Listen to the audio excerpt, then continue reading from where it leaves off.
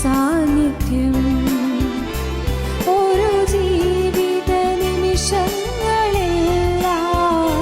ഓർത്തിടുന്നു തവ സാന്നിധ്യം.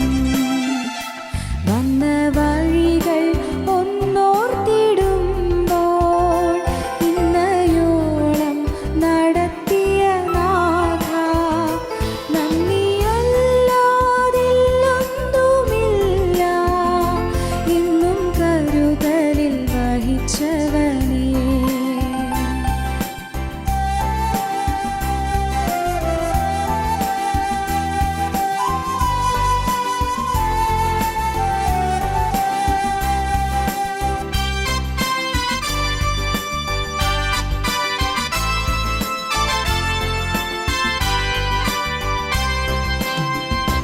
മനോവ്യഥകൾ നീ എന്നും കണ്ടു, മനസ്സലിഞ്ഞു ദയ കാട്ടി നീ. മനോവ്യഥകൾ നീ എന്നും കണ്ടു, മനസ്സലിഞ്ഞു ദയ കാട്ടി നീ. ഇരുളേറും പാതയിലെല്ലാം ഇതുവരെയും താങ്ങിയല്ലോ. ഇരുളേറും പാതയിലെല്ലാം ഇതുവരെയും താങ്ങിയല്ലോ. വന്ന വഴികൾ ഒന്നോർത്തിടുമ്പോൾ ഇന്നയോളം നടത്തിയ നാഥ നന്ദിയല്ലാതില്ലൊന്നുമില്ല എന്നും കരുതലിൽ വഹിച്ചവനേ. നന്ദിയല്ലാതില്ലൊന്നുമില്ല എന്നും കരുതലിൽ വഹിച്ചവനേ.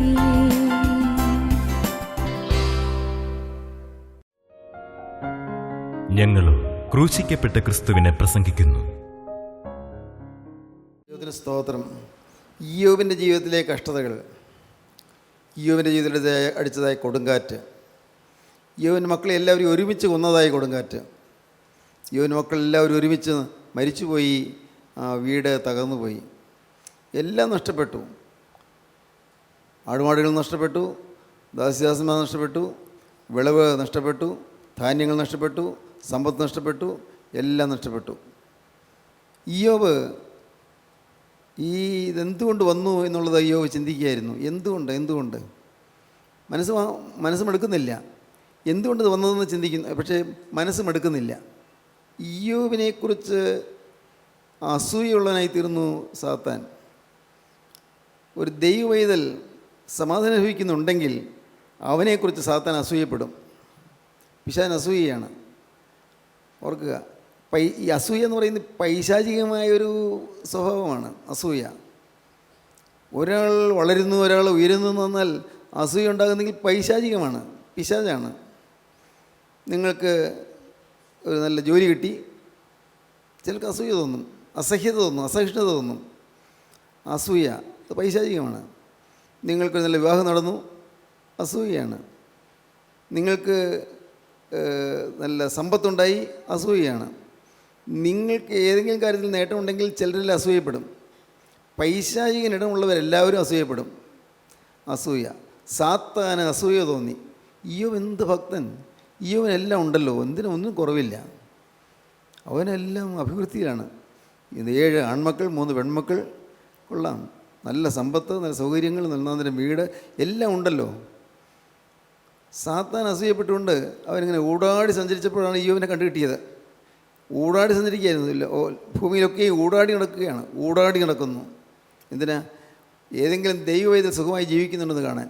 അതിന് സാത്താൻ നടക്കുന്നത്. യഹോവയുടെ സന്നിധിയിൽ ഇവൻ കടന്നു ചെന്നു. ദുഷ്ടനായ പിശാച് ദൈവത്തിൻ്റെ സന്നിധിയിൽ പരാതി പറയുകയും ചെയ്യുകയാണ്. ഇയ്യോബ് ഈ അനുഗ്രഹീതമായി ജീവിതം നയിക്കുന്ന അസൂയ കൊണ്ട് പിശാച് ദൈവസന്നിധിയിൽ കടന്നു ചെന്നു. ദൈവം ചോദിച്ചു, നീ എവിടെ നിന്ന് വരുന്നു? ഞാൻ ഭൂമിയിലൊക്കെ കൂടാതെ സഞ്ചരിച്ചിട്ട് വരുന്നു. പെട്ടെന്ന് ദൈവം ചോദിച്ചു, ആട്ടെ, എൻ്റെ ദാസനായ യോബിൻ്റെ മേൽ നീ ദൃഷ്ടി വെച്ചുവോ? അവനെപ്പോലെ നിഷ്കളങ്കനാരുമില്ലല്ലോ, അവനെപ്പോലെ നേരുള്ളവനാരുമില്ലല്ലോ, അവനെപ്പോലെ ദോഷമിട്ടകുന്നവനാരുമില്ലല്ലോ, അവനെപ്പോലെ ദൈവഭക്തനായിട്ട് ആരുമില്ലല്ലോ. നീ എൻ്റെ ദാസനായ യോബിൻ്റെ മേൽ ദൃഷ്ടി വെച്ചുവോ? ദൈവത്തിനറിയാം ദൈവദാസന്മാരുടെ മേൽ ദൃഷ്ടി വയ്ക്കുകയാണ് പിശാചിൻ്റെ തന്ത്രം. അവരെ നശിപ്പിക്കാൻ, ഒടുക്കാനാണ് പിശാച് നോക്കുന്നത്, ഒടുക്കി കളയുക. സ്തോത്രം. സഹോദരങ്ങളെ, നാം ഒരു തലമുറയിൽ, ഈ തലമുറയിൽ നാം ജീവിക്കുന്നു. നമുക്കുള്ള അനുഗ്രഹങ്ങളും അനുഭവങ്ങളും അടുത്ത തലമുറയിലേക്ക് കൈമാറിയെടുക്കേണ്ടതാണ്. നമ്മുടെ അനന്തര തലമുറയ്ക്ക് ഈ ഇന്നുള്ളതായി വിശുദ്ധിയും ഇന്നുള്ളതായ സമർപ്പണവും ഇന്നുള്ളതായ ദൈവഭക്തിയും നാം കൈമാറേണ്ടതാണ്. ഒരു തലമുറയിൽ നിന്ന് അടുത്ത തലമുറയിലേക്ക് കൊടുക്കണം. നമ്മുടെ തലമുറക്കാലത്ത് നമുക്ക് ദൈവം കൃപ ചെയ്ത് അനുഗ്രഹങ്ങൾ തന്നു. പക്ഷേ അടുത്ത തലമുറയാകുമ്പോൾ ക്ഷീണിച്ചു പോകാൻ പാടില്ല. അടുത്ത തലമുറയാകുമ്പോൾ ദൈവത്തെ വിട്ടു പോകാൻ പാടില്ല. അതുകൊണ്ട് നമ്മുടെ മക്കൾ അനുഗ്രഹീതരായി തീരാൻ നാം പ്രാർത്ഥിക്കണം. നമ്മുടെ മക്കൾ ദൈവമക്കളായി തീരാൻ നാം പ്രാർത്ഥിക്കണം. വെറുതെയുള്ള ചില ചൊല്ലലുകളോ പ്രാർത്ഥനകളോ നമസ്കാരങ്ങളോ അല്ല ഈ പറയുന്നത്. ശരിയായ ജീവിത അനുഭവമുള്ളവരായി നമ്മുടെ കുഞ്ഞുങ്ങൾ തീരാൻ നാം പ്രാർത്ഥിക്കണം. നമ്മുടെ മക്കൾ യേശുവിനെ കണ്ടെത്തിയില്ലെങ്കിൽ പൂജ്യമാണ്, നഷ്ടമാണ്. നമ്മുടെ മക്കൾ യേശുവിൻ്റെ വഴിയായി തീർന്നില്ലെങ്കിൽ ഏറ്റവും വലിയ കനത്ത നഷ്ടമാണ്. നാം എന്തെല്ലാം നേടിയാലും ആത്മീയമായിട്ട് നമ്മുടെ മക്കൾക്ക് അത് അനുഭവിക്കാൻ സാധിച്ചില്ലെങ്കിൽ അവരെല്ലാം നാശത്തിലേക്ക് പോവുകയും ചെയ്യും. അപകടമാണ്. ദൈവത്തിന് സ്തോത്രം. ദൈവം ചോദിച്ചു, ഇയ്യോബിൻ്റെ ദൃഷ്ടി, എൻ്റെ ദാസനായ ഇയ്യോബിൻ്റെ മേലെ ദൃഷ്ടി വെച്ചുവോ? അവനൊക്കെ പിശാച് പറയുകയാണ്, ദൈവമേ, നിനക്കറിയാൻ പാടില്ലേ, അവന് സുഖമല്ലേ, എന്തിനാ കുറവ്? അവന് ഭക്തി മുറി പിടിച്ചുകൊണ്ടിരിക്കുന്ന വല്ല കുഴപ്പമുണ്ടോ? അവൻ എന്തിനാ കുറവ്? മക്കളുണ്ട്, സ്വത്തുണ്ട്, ആടുമാടുകളുണ്ട്, ദാസിദാസന്മാരുണ്ട്, എല്ലാം ഉണ്ടല്ലോ. നല്ല ഐക്യമുള്ള 10 മക്കൾ എല്ലാം ഉണ്ടല്ലോ. ദൈവം പറഞ്ഞു, ശരി, നിൻ്റെ വെല്ലുവിളി ഞാൻ സ്വീകരിച്ചിരിക്കുന്നു. നീ വെല്ലുവിളിച്ചത്, ചലഞ്ച് ചെയ്തത് ഞാൻ സ്വീകരിച്ചിരിക്കുന്നു. നീ അവന് പ്രാണന് ഹാനി വരുത്തരുത്, അല്ലാത്ത വിധത്തിൽ ദോഷങ്ങൾ ചെയ്തുകൊള്ളൂ, ഞാൻ അനുവദിച്ചിരിക്കുന്നു.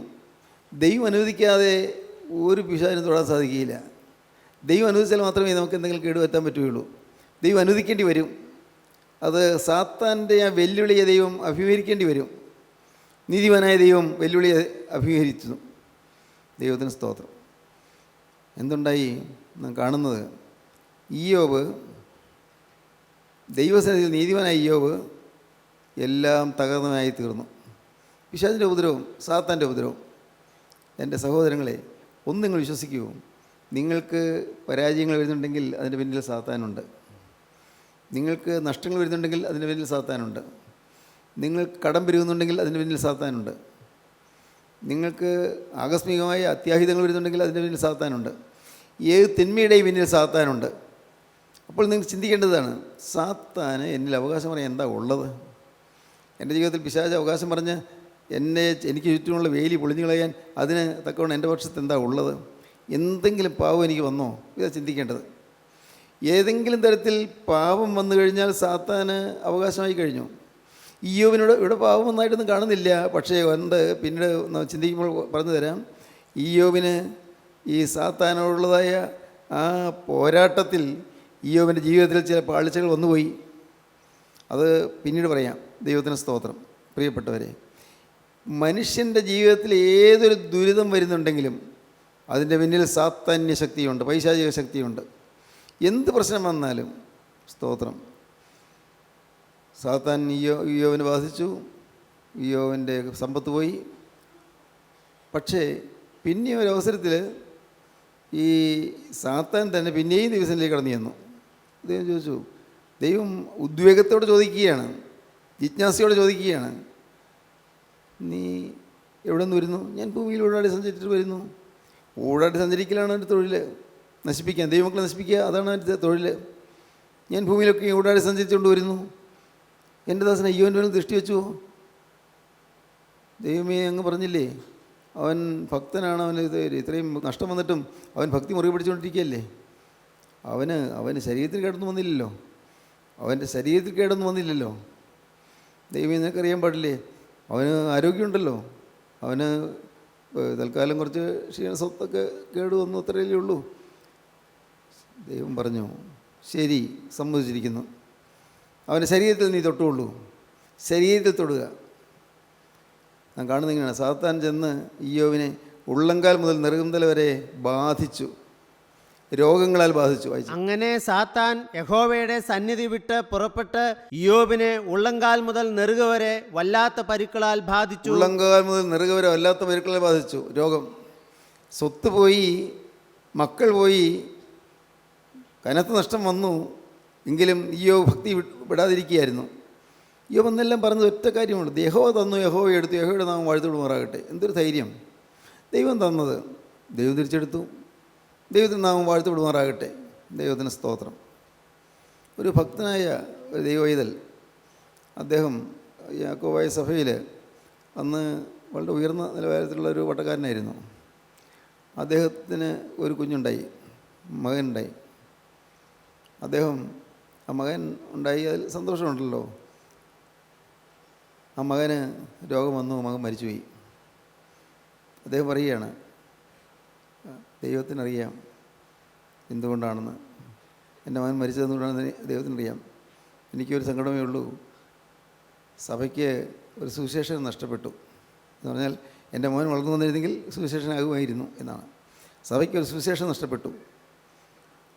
ദൈവത്തിന് സ്തോത്രം.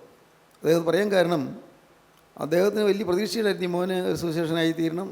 ഈ പറഞ്ഞ പട്ടക്കാരൻ ഒരു കോർപ്പസ്കോപ്പയൊക്കെ ആയി. അദ്ദേഹത്തിന് അറിയാമായിരുന്നു ഈ മകൻ വളർന്നു വരുമ്പോൾ ഒരു സുവിശേഷനായി തീരും, അദ്ദേഹം ഒരു സുവിശേഷനായിരുന്നു, അതുകൊണ്ട് മോനും അതുപോലെ ആയിത്തീരുന്നൊക്കെ പ്രതീക്ഷയുണ്ടായിരുന്നു.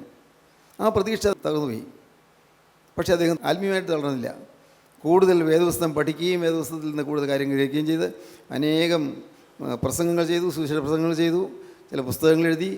അദ്ദേഹം എഴുതിയ ചില പുസ്തകങ്ങളെല്ലാം പണ്ട് ഞങ്ങളുടെ പള്ളിയിലെ ഒരു ലൈബ്രറി ഉണ്ടായിരുന്നു, അവിടെ ഞാൻ വാങ്ങിച്ചു വെച്ചിട്ടുണ്ടായിരുന്നു.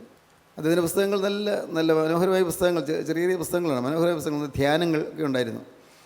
അദ്ദേഹം ഒന്നിനൊന്ന് വളർന്നു, ആത്മീയമായി വളർന്നു, ഒട്ടും വാടിയില്ല. യഹോവ തന്നു, യഹോവ എടുത്തു, യഹോവയുടെ നാമം വാഴ്ത്തുവിടുമാറാകട്ടെ.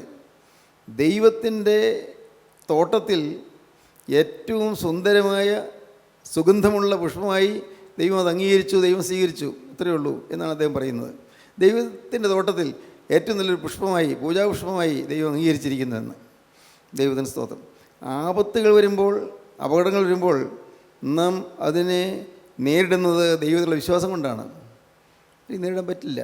പിരിയ കടം വരുന്നു, വലിയ കടം വരുന്നു, എങ്ങനെ നേരിടും? വീട്ടാൻ മാർഗമില്ല, എങ്ങനെ നേരിടും?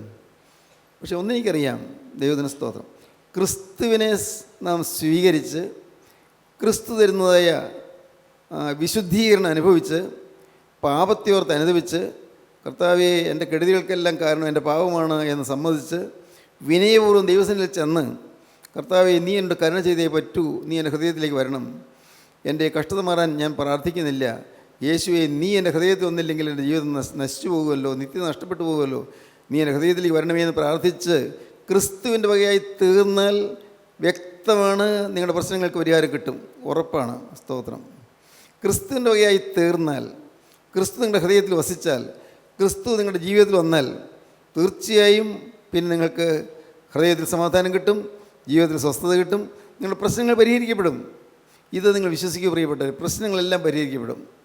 കാരണം യേശുക്രിസ്തുവാണ് സകല നന്മകളുടെയും ഉറവിടം, സകല നന്മകളുടെയും ആധാരം കർത്താവായ യേശുക്രിസ്തുവാണ്. ക്രിസ്തുവിൽ ആശ്രയിക്കുക. ദൈവത്തിന് സ്തോത്രം. യോബിനെ വല്ലാത്ത പരുക്കളാൽ ബാധിച്ചു, കഠിനമായ പരുക്കൾ, നെറുകന്തലവരെയും പരുക്കൾ, ഉള്ളങ്കാൽ മുതൽ. അവിടെ പരുക്കൾക്ക് ഇടയ്ക്ക് ചെറിയ ഇല്ലാത്ത ഭാഗമുണ്ടെങ്കിൽ അവിടെയെല്ലാം ഭയങ്കരമായ ചൊറിച്ചിൽ. യോബ് അത് എല്ലാം ഇങ്ങനെ മാന്തി ചൊറിച്ചിൽ മാറ്റാൻ ഒരു ഓട്ടിൻ കഷ്ണം എടുത്ത് മാന്തിക്കൊണ്ടിരുന്നു.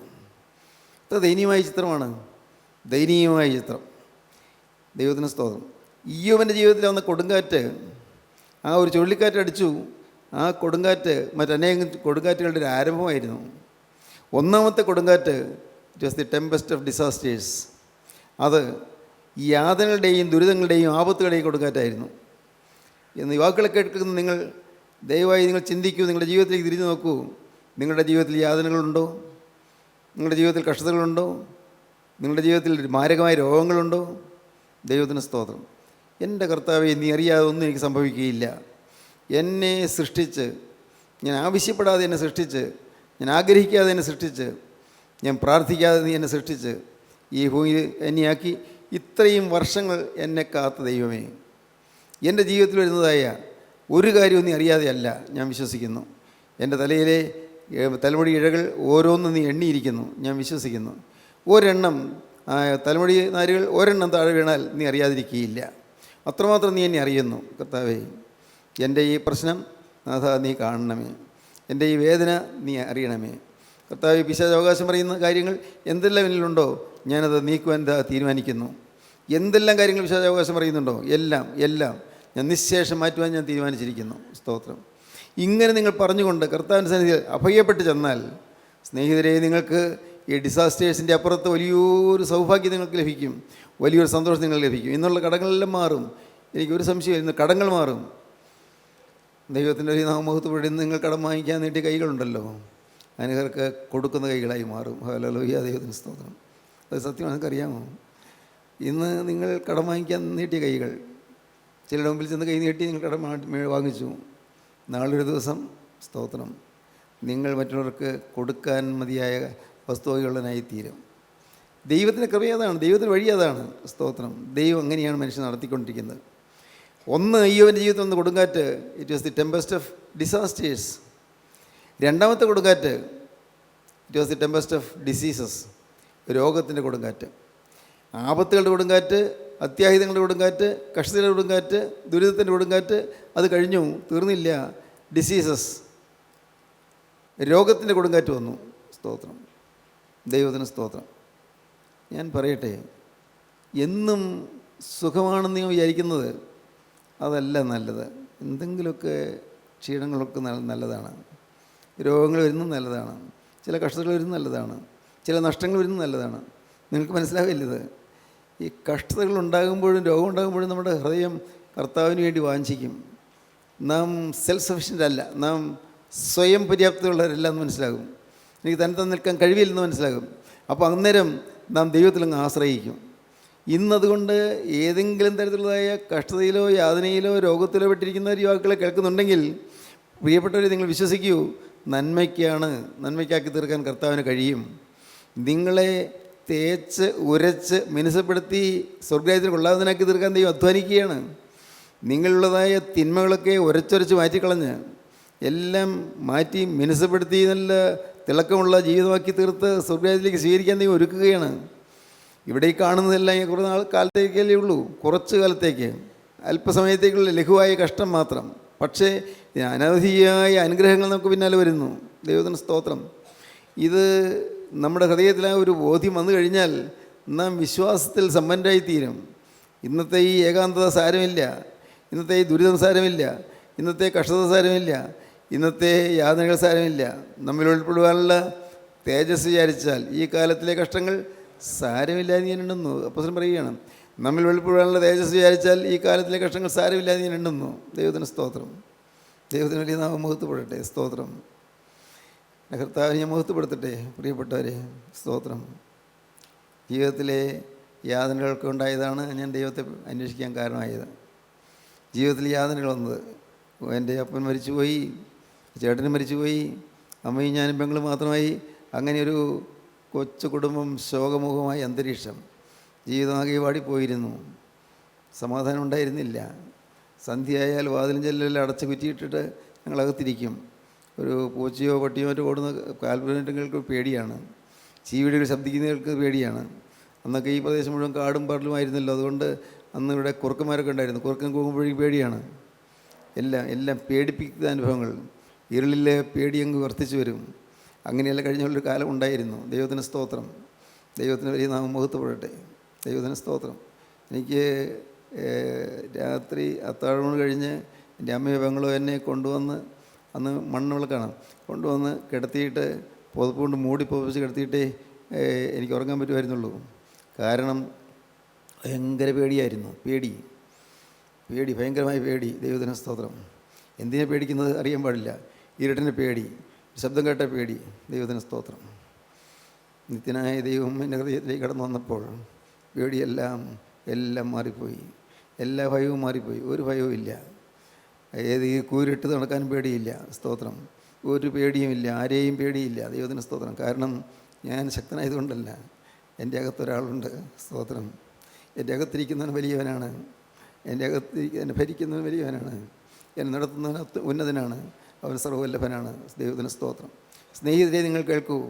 ജീവനുള്ള ക്രിസ്തുവിന് നിങ്ങളുടെ ഹൃദയത്തിൽ ഇടം കൊടുത്താൽ നിങ്ങളുടെ ജീവിതത്തിൽ ഒന്നും നിങ്ങളെ ബാധിക്കുകയില്ല. ഒരു വിഷമവും നിങ്ങൾക്ക് വരികയില്ല. എല്ലാം നന്മയ്ക്കാണെന്ന് മനസ്സിലാകും. നമ്മിൽ ഉൾപ്പെടുവാനുള്ള തേജസ് വിചാരിച്ചാൽ ഈ കാലത്തിലെ കഷ്ടങ്ങൾ സാരമില്ല എന്ന് ഞാൻ എണ്ണുന്നു. സാരമില്ല. ഈ കാലത്തിലെ കഷ്ടങ്ങൾ സാരമില്ല എന്ന് ഞാൻ എണ്ണുന്നു. യോബ് പരവശനായിപ്പോയി. ദൈവത്തിന് സ്തോത്രം. യോബ് വിഷമിച്ചു പോയി. കൊടുങ്കാറ്റേറ്റ് തകർന്നുപോയി. എന്നാൽ യോബിൻ്റെ മനസ്സിന് ഭാരം വരാതെ യോബ് ദൈവത്തെ ആശ്രയം വെച്ചു. സ്തോത്രം. ദൈവത്തിൻ്റെ വലിയ നാമം മഹത്വപ്പെടട്ടെ. ഞാൻ ഈ വാക്കുകളെ അവസാനിപ്പിക്കാൻ ശ്രമിക്കുകയാണ്. എനിക്ക് നിങ്ങളോടൊരു അപേക്ഷയുണ്ട്. നിങ്ങൾ യാതനകളിലും വേദനകളിലും വിട്ട് നട്ടം തിരിയുന്നവരുണ്ടെന്ന് ഞാൻ വിചാരിക്കുന്നു. ഭാരപ്പെടുന്നവരുണ്ടെന്ന് ഞാൻ വിചാരിക്കുന്നു. നെടുവീർപ്പിട്ട് കഴിയുന്നവരുണ്ടെന്ന് ഞാൻ വിചാരിക്കുന്നു. സമാധാനമില്ലാതെ, ഉറക്കം വരാതെ, എന്തു വേണമെന്നറിയാതെ തിരിഞ്ഞു മറിഞ്ഞു കിടക്കുന്നവരുണ്ടെന്ന് ഞാൻ വിചാരിക്കുന്നു. ദൈവത്തിന് സ്തോത്രം. ഞാനിങ്ങനെ എല്ലാം കടന്നിട്ടുള്ള ആളാണ്. സമാധാനമില്ലാതെ ഇങ്ങനെ തിരിഞ്ഞു മറിഞ്ഞു കിടക്കും. ഉറക്കം വരുന്നില്ല. പല കാര്യങ്ങളും ഇങ്ങനെ ചിന്തിച്ച് മനസ്സ് കുഴങ്ങിയിട്ടുണ്ട്. ദൈവത്തിന് സ്തോത്രം. ദൈവത്തിന് സ്തോത്രം. അങ്ങനെ നിങ്ങളുടെ ജീവിതത്തിൽ ഇന്ന് യാതനയുണ്ടെങ്കിൽ, ഇന്ന് വേദനയുണ്ടെങ്കിൽ, ഇന്ന് ആകുലമുണ്ടെങ്കിൽ, ഇന്ന് ഭാരമുണ്ടെങ്കിൽ, ഇന്ന് അത്യാഹിതങ്ങളുണ്ടെങ്കിൽ, മക്കളെ, നിങ്ങളൊരു കാര്യം ചെയ്യൂ. നിങ്ങളുടെ ഇവനെ വിളിക്കൂ. യേശുവിനെ നിങ്ങൾ വിളിക്കുക. യേശു ഇതാ നിങ്ങളുടെ അരികത്തേക്ക് മന്ദം വരുന്നുണ്ട്. അവൻ്റെ തൃക്കൈകൾ നിങ്ങളുടെ നേരെ നീട്ടുന്നുണ്ട്. അവൻ നിങ്ങളെ പിടിച്ച് എഴുന്നേൽപ്പിക്കാൻ ശ്രമിക്കുന്നുണ്ട്. അവൻ വലം കൈക്ക് പിടിച്ച് എഴുന്നേൽപ്പിക്കുന്നെന്ന് പറയുന്നത്. നമ്മുടെ വലം കൈക്ക് പിടിച്ച് അവൻ എഴുന്നേൽപ്പിക്കും. നമ്മെ അവൻ നടത്തും. അവൻ നമ്മോട് കൂടെ നടക്കും. അല്ല, നാം അവനോട് കൂടെ നടക്കും. ദൈവത്തിന് സ്തോത്രം. എന്തോ ഒരു സൗഭാഗ്യകരമായ ജീവിതമാണിത്. ക്രിസ്തീയ ജീവിതം, യേശുവിനോട് ചേർന്നുള്ള ജീവിതം, യേശുവിൽ ലയിച്ചും അലിഞ്ഞുമുള്ള ജീവിതം, യേശുവിനെ സ്നേഹിക്കുന്നൊരു ജീവിതം. മറ്റൊന്നും നിങ്ങൾ ചെയ്യേണ്ട ഒറ്റയ്ക്കൊരു കാര്യം, യേശുവിനെ സ്നേഹിക്കാൻ തുടങ്ങുക. നിങ്ങൾക്ക് വേണ്ടി ജീവൻ അർപ്പിച്ച് യേശുവിനെ സ്നേഹിക്കുക. ദൈവത്തിന് സ്തോത്രം. അവിടെയാണ് കാര്യം വരുന്നത്. ഞാൻ സ്നേഹിക്കുന്ന യേശുവിനെ അവൻ എനിക്ക് വേണ്ടി ജീവൻ വെച്ചു എന്നുള്ളത് കൊണ്ടാണ്. എൻ്റെ പാവം എല്ലാം അവൻ ശിക്ഷയേറ്റു എന്നുള്ളത് കൊണ്ടാണ്. എൻ്റെ പാവത്തെ ശിക്ഷയെല്ലാം അവൻ ഏറ്റുവോ എല്ലാ ശിക്ഷയും അവൻ വഹിച്ചു എന്നുള്ളത് കൊണ്ടാണ്. അവൻ്റെ ആ പുണ്യ രക്തം എനിക്ക് വേണ്ടി ചിന്തി എന്നുള്ളത് കൊണ്ടാണ്. ആ തിരക്തമാണ് എന്നെ രക്ഷിച്ചത്. ആ ജയമുള്ള സ്ലീബായാണ് എന്നെ കാത്തു സൂക്ഷിച്ചത്. ഇന്ന് നിങ്ങൾക്ക് ഈ സമയത്ത് ശാന്തമായി ആ കുരിശ് ചൂട്ടിലേക്ക് അണയാം. നിങ്ങൾക്ക് വന്ന് കർത്താവിനെ കുരിശ് ചൂട്ടിൽ നിങ്ങൾക്ക് വീഴാം. അവിടെ നിങ്ങൾക്ക് തലചായ്ച്ച് വെച്ചുകൊണ്ട് നിങ്ങൾക്ക് അപേക്ഷിക്കാം. കർത്താവേ, ഈ പാവിയായി എന്നോട് കരുണ തോന്നണമേ. ഇത്രയും കാലം നഷ്ടപ്പെടുത്തി കളഞ്ഞല്ലോ കർത്താവേ. ഇത്രയും കാലം പാഴാക്കി കളഞ്ഞല്ലോ കർത്താവേ. നാഥായി ഇന്ന് നീ എൻ്റെ ജീവിതത്തിലേക്ക് വരണമേ നിങ്ങൾ പ്രാർത്ഥിക്കൂ. ദൈവത്തിന് സ്തോത്രം. ജീവൻ പാവത്തിന് വിട്ടുകൊടുത്തു പോയല്ലോ. ലോകത്തിന് ഇപ്പങ്ങൾക്ക് വിട്ടുകൊടുത്തു പോയല്ലോ. ലോകമനുഷ്യരുടെ പ്രീതിക്ക് വേണ്ടി വിട്ടുകൊടുത്തു പോയല്ലോ. പോയി നഷ്ടപ്പെട്ടു. കർത്താവേ, എന്നോട് ഓർക്കല്ലേ, എൻ്റെ പാവങ്ങളുടെ മേൽ കണക്കിടല്ലേ. ആ തിരക്തത്താൽ ഇപ്പോൾ എൻ്റെ കർത്താവേ, എൻ്റെ കഴിഞ്ഞ കാല ജീവിതം മുഴുവൻ കഴുകി മാറ്റണമേ. ദൈവത്തിന് സ്തോത്രം. കഴിഞ്ഞ കാല ജീവിതം മുഴുവൻ കഴുകി മാറ്റണമേ. കഴിഞ്ഞ കാല ജീവിതം മുഴുവൻ രൂപാന്തരപ്പെടുത്തി തരണമേ. ഒരു പൂർണ്ണ വിശുദ്ധനായി നിൽപ്പാൻ എനിക്ക് നീ ഭാഗ്യം തരണമേ. പ്രാർത്ഥിക്കുമോ നിങ്ങളിപ്പോൾ? കർത്താവിൻ്റെ കരങ്ങളിൽ നിങ്ങൾ കൊടുക്കുമോ? യേശു ക്രിസ്തു നിങ്ങളുടെ അരികെ തോന്നുന്നതെന്ന് നിങ്ങൾ വാദിക്കുകയാണ്. അവൻ പ്ലീഡ് ചെയ്യുന്നു, അവൻ വാദിക്കുന്നു. എന്ത്? മോനെ, നിൻ്റെ ഹൃദയം എനിക്ക് തരിക, എൻ്റെ മോളെ നിൻ്റെ ഹൃദയം എനിക്ക് തരിക എന്ന് പറഞ്ഞുകൊണ്ട് ഹൃദയത്തെ ചോദിച്ചുകൊണ്ട് അവൻ നിൽക്കുകയാണ്. ഒരു യാചകനെ പോലെ നിൽക്കുന്നു. സ്തോത്രം. യാചകനെ പോലെ നിൽക്കുന്നു. നിൻ്റെ പുറകെ ഇത്രയും കാലം നടന്നിട്ടും നീ തിരിഞ്ഞു നോക്കിയില്ല. എന്നാൽ ഇപ്പോഴും ഇതാ മുന്നോട്ട് വന്ന് നിൻ്റെ നേരെ കൈ നീട്ടിക്കൊണ്ട് നിൽക്കുന്നു. ദൈവത്തിന് സ്തോത്രം. എൻ്റെ കുഞ്ഞേ, ഞാൻ നിനക്ക് ഐശ്വര്യം തരാം, നിനക്ക് ഞാൻ സമൃദ്ധി തരാം, നിനക്ക് സമാധാനം തരാം, നിനക്ക് സന്തോഷം തരാം, നിനക്ക് സ്വർഗവും തരാമെന്ന് പറയുന്നു. ഹല്ലേലൂയ. ദൈവത്തിന് സ്തോത്രം. മകളെ, നീ എൻ്റെ അരികിലേക്ക് വരിക, ഞാൻ നിന്നെ ആശ്വസിപ്പിക്കാം. ഈ ലോകത്ത് ആശ്വാസം ഒന്നും കിട്ടുകയില്ല. സത്യമായ ആശ്വാസം തരാൻ എനിക്ക് മാത്രമേ കഴിയുള്ളൂ എന്ന് പറഞ്ഞുകൊണ്ട് കർത്താവായ യേശു ക്രിസ്തു എൻ്റെ അരികിലേക്ക് വരുന്നു, നിങ്ങളുടെ അരികിലേക്ക് വരുന്നു. ദൈവത്തിന് സ്തോത്രം. നമുക്ക് യേശുവിനെ വണങ്ങാം, യേശുവിനോട് പ്രാർത്ഥിക്കാം. കർത്താവേ, ഇത്രയും കാലം പാഴായി പോയെങ്കിലും ഇനിയുള്ള കാലം വിശ്വാസത്തിൽ ഉറച്ച് കർത്താവ് നല്ലവനെന്ന് മനസ്സിലാക്കി യേശുവിനെ സ്നേഹിച്ചൊരു പുതിയ ജീവിതം ഞാൻ നയിക്കും. യേശുവിനെ സ്നേഹിക്കും, വേറെ ഒന്നും വേണ്ട. യേശുവിനെ സ്നേഹിക്കും. എൻ്റെ കർത്താവേ, എൻ്റെ രക്ഷകനായ യേശുവിനെ ഞാൻ സ്നേഹിക്കും. എൻ്റെ വീണ്ടെടുപ്പുകാരനായ യേശുവിനെ ഞാൻ സ്നേഹിക്കും. എനിക്ക് വേണ്ടി ജീവൻ വെച്ചവനായ യേശുവിനെ ഞാൻ സ്നേഹിക്കും. ഒറ്റയ്ക്കൊരു കാര്യം, യേശുവിനെ ഞാൻ സ്നേഹിക്കും. ഈ തീരുമാനത്തോടുകൂടി നിങ്ങൾ മുന്നോട്ട് പോകുക. ദൈവം നിങ്ങൾ അനുഗ്രഹിക്കട്ടെ. നമുക്ക് ഒരുമിച്ച് പ്രാർത്ഥിക്കാം. കരുണയുള്ള കർത്താവേ, ഈ മനോഹരമായ സമയത്തിനായി ഞങ്ങൾ നിന്നെ സ്തുതിക്കുന്നു, ഞങ്ങൾ നിന്നെ സ്തോത്രം ചെയ്യുന്നു. കർത്താവേ, ഇന്ന് ഈ വചനം കേട്ട എല്ലാവരെയും കർത്താവയോടൊന്ന് ആശ്വസിപ്പിക്കണമേ. എൻ്റെ കരുണയുള്ള കർത്താവേ, മനസ്സ് നൊന്തിരിക്കുന്നവർ, മനസ്സ് വിങ്ങിയിരിക്കുന്നവർ, ഹൃദയം വേദനിച്ച് പൊളഞ്ഞുകൊണ്ടിരിക്കുന്നവർ, ഇന്ന് കർത്താവേ ഇപ്പോൾ ഈ മക്കളെ അവിടെ നിന്ന് അനുഗ്രഹിക്കണമേ, ആശ്വാസം നൽകണമേ. എല്ലാവരും എൻ്റെ യേശുവിനെ സ്നേഹം കാണുവാൻ കണ്ണ് തുറന്ന് കിട്ടിയ ഒരു അനുഭവത്തിൽ ഇന്ന് കർത്താവേ നിൻ്റെ സന്നിധിയിൽ വന്ന് വീഴുവാനുള്ളതായ കൃപ നൽകി അനുഗ്രഹിച്ചതിനായി നിന്നെ സ്തുതിക്കുന്നു. എല്ലാവരെയും അവിടുത്തെ രണ്ടാമത്തവരിന് വേണ്ടി ഒരുക്കണമേ. യേശുനാഥൻ്റെ പരിശുദ്ധമായ നാമത്തിൽ പ്രാർത്ഥിക്കുന്നു. കൃപയോടെ കേൾക്കണം പിതാവേ. ആമീൻ. ഹല്ലേലൂയ.